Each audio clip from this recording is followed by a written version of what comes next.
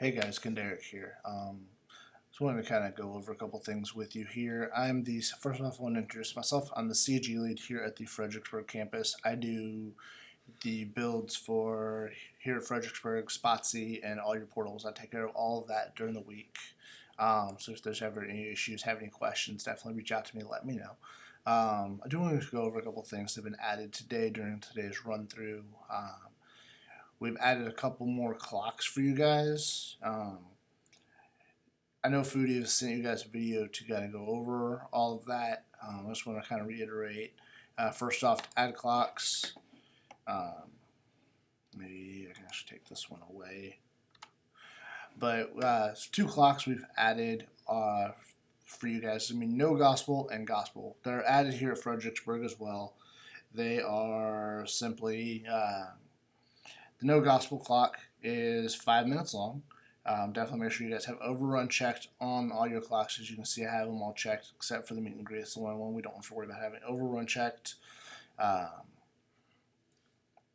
this is simply because during the five, if pastor gives the gospel during his message, then if he gives the gospel, whoever's coming up to do your closing is allotted 3 minutes before we go back into the reprise of whatever's on this week. It happens to be the name of Jesus.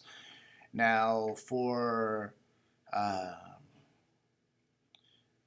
if pastor does not give the gospel, they are allotted 5 minutes.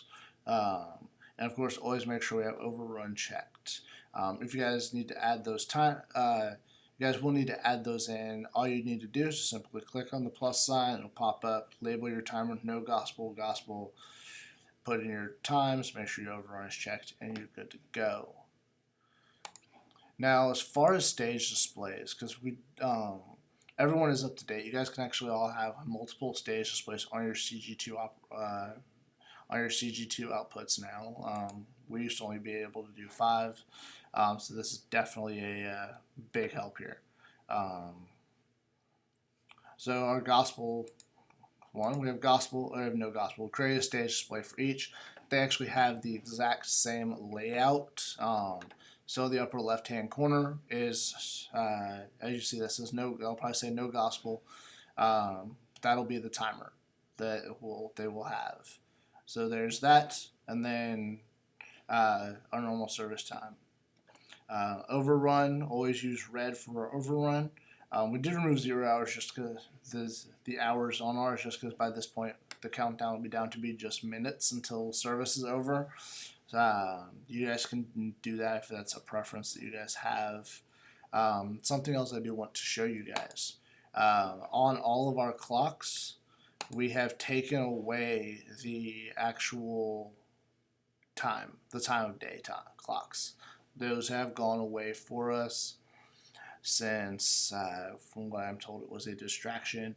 So that has gone away. And see, so getting out of that, what you guys will want to do is you guys will create a whole new clock layout for you guys. To do that, you go here, new document. It'll pop up here at the top what to label the document. I called our service closing.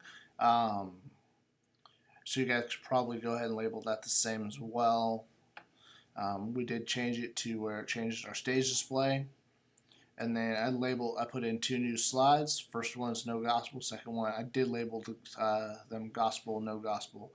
That way we kind of know which one we need to click on. So here, if I can...